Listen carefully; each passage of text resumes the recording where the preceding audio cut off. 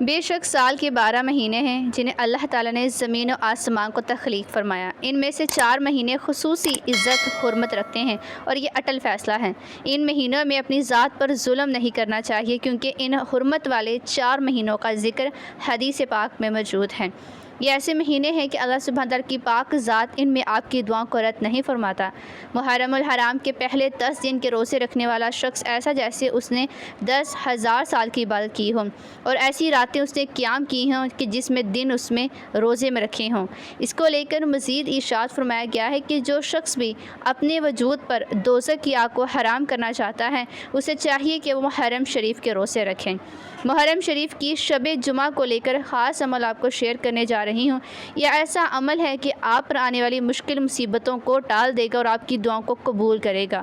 محرم شریف میں شب جمعہ کو عبادت کرنے والا شخص ایسا ہے گویا کہ اس کو شب برات نصیب ہو جائے۔ شب برات کی رات اس لیے کیونکہ شب برات کی رات فضیلت والی رات ہے۔ شب برات اسلامی سال کے 8ویں مہینے یعنی کہ شعبان کی 15ویں رات کو کہتے ہیں۔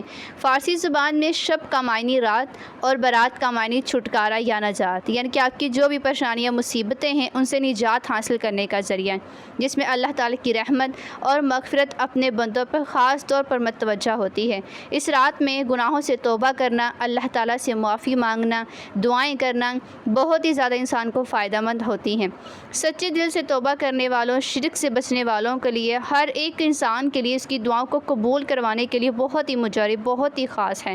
اس لیے اس رات میں زیادہ سے زیادہ عبادت کر کے اپنی دعاؤں کو قبول کروائیں، اللہ سبحانہ تعالیٰ کی پاک ذات کو راضی کریں جس سے آپ کی دنیا اور آخرت دونوں ہی سنور جائیں گے۔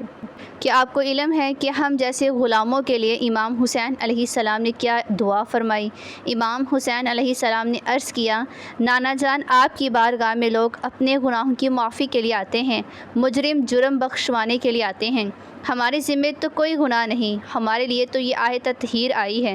آج ہم اپنے لیے نہیں اپنے غلاموں کی معافی کے طلبگار ہیں کہ ہمارے ماننے والوں کی خطائیں معاف کر دی جائیں اور قیامت تک آنے والے ہر آپ کے غلام اور ہم سے محبت کرنے والوں کو معافی ملتی رہیں اور ان کے گھر اور ان کی اولادیں، ان کے مال اور ان کی جان ہمیشہ سلامت رہیں۔ اس لیے شب جمعہ عبادات میں وقت گزارے، سجدہ ریز ہو کر اللہ سبحانہ تعالیٰ کا شکر ادا کریں کہ اس پاک ذات نے ہمیں اپنی عبادت کے لیے چن رکھا ہے، ہمیں ہمارے اسلام کے لیے زندہ رکھا ہے۔ اس لیے اللہ پاک کا شکر ادا کریں اور پوری رات جمعے کی آپ اس رات کو اپنی عبادت میں گزاریں۔ اللہ سبحانہ تعالیٰ کے لیے ایسی عبادت کریں، اس طرح سے راضی کر لیں کہ آپ کی آنے والی زندگی کا ہر لمحہ آپ کے لیے خوشی اور سکون بن جائے۔ اور 4 سلاموں کے ساتھ ایسا عمل جو کہ آپ نے شب جمعہ میں کرنا ہے، جو کہ آپ کی مشکلوں کو، مصیبتوں کو حل کرنے کے لیے کافی ہے اور آپ کی دعاؤں کو قبول کروانے کے لیے کافی ہے۔ میں عمل کا طریقہ کار آپ کے ساتھ شیئر کرنے جا رہی ہوں۔ آپ نے کامل یقین عقیدے کے ساتھ اس عمل کو کرنا ہے اور اس عمل کو کرنے سے پہلے کامنٹ میں لا الہ الا اللہ ضرور لکھیں۔ آپ اس عمل کو پوری رات جب آپ کے لیے سہولت ہو آپ اس عمل کو کر سکتے ہیں۔